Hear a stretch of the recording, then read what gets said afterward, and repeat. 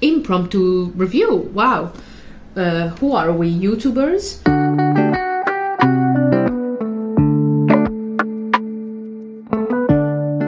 Remember, I read Spirits Abroad, loved it. I think I have spoken about it aplenty. And this is from Zen Cho, the same author. And I had this on my physical TBR for a while because I found it in a charity shop and it sounded very good. And yeah, I loved it. I finished it in 2 days. And it's like over almost 400 pounds in a charity shop. No, it's almost 400 pages. My usual book is like 250. But I devoured it in 2 days because it was just very engaging. It was exactly what I needed. I needed like a humorous escapist novel that still had, you know, some social commentary. And this deals with an alternative Britain, where, well, an alternative world, but we are in Victorian England, where there's magic, there's sorcerers, there's fairies, there's other communicating worlds, spirits. And what I love about Zen Cho is that she always takes very traditional British folklore and very traditional Asian, especially Malaysian folklore, and asks the question, why can't they both exist at the same time? Like, why there needs to be one pantheon at the time?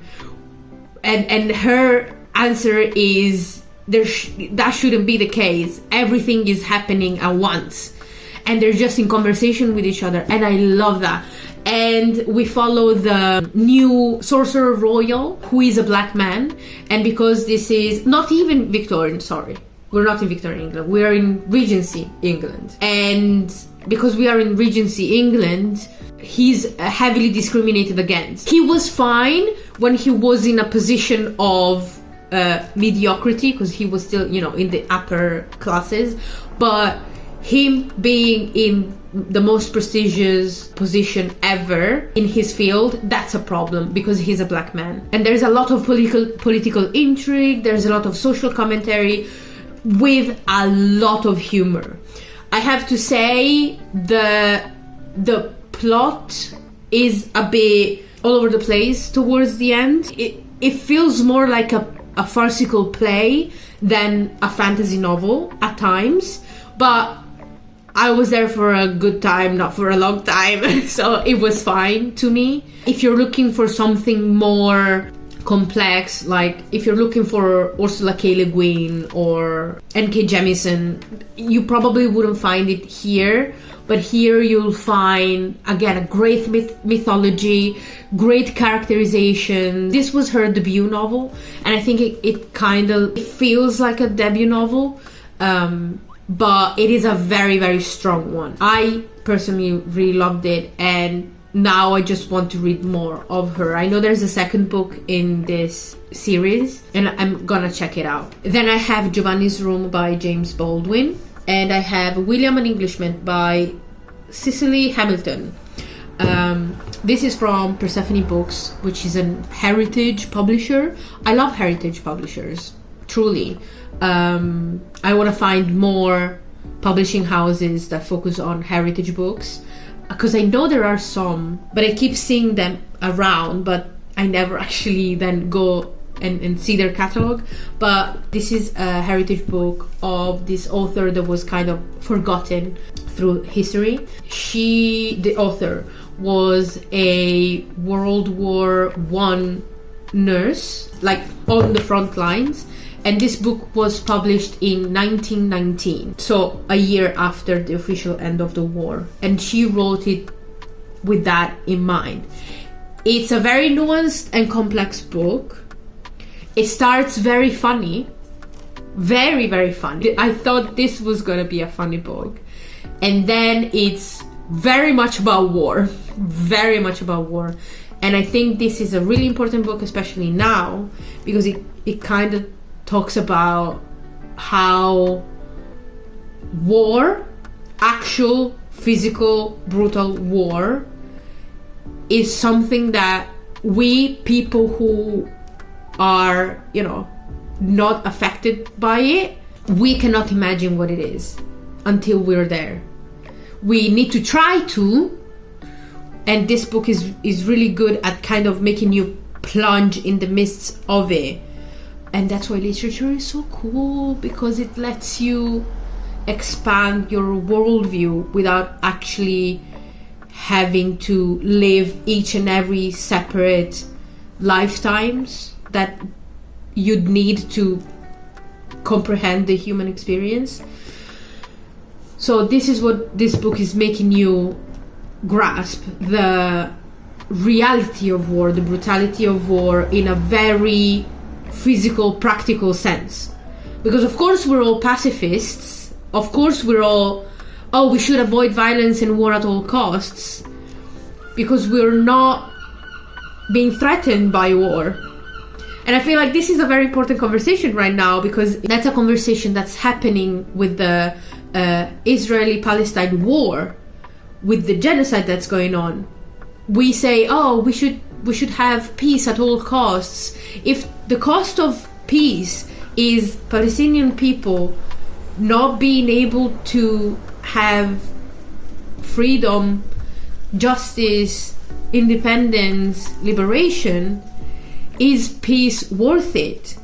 And this book kind of shows you that side of the phrase, there's no peace without justice, there's no peace without liberation. And I think it's an important read to have now, because of course, like the person who wrote this was a pacifist, but she also fought in a war.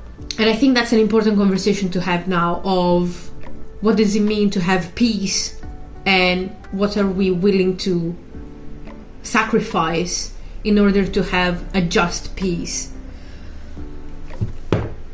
Yes, and then we're going to a very non-political book at all. For context, right now in the book talk and booktube space and bookstagram, the conversation is happening of books should not be political.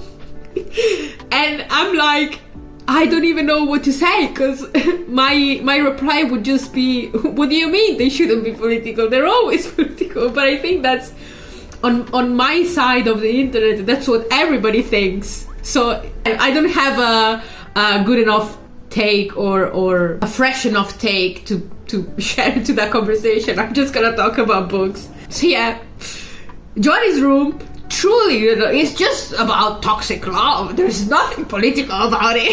It's definitely not about internalized homophobia and the condition of women and just demonization of gay men. Absolutely not. This book was amazing. This is, I think, my first James Baldwin book that I read, and I fell in love with his writing. I feel like he's the type of author that truly writes about humanity. Anything that he writes about feels like it could be applied to anybody.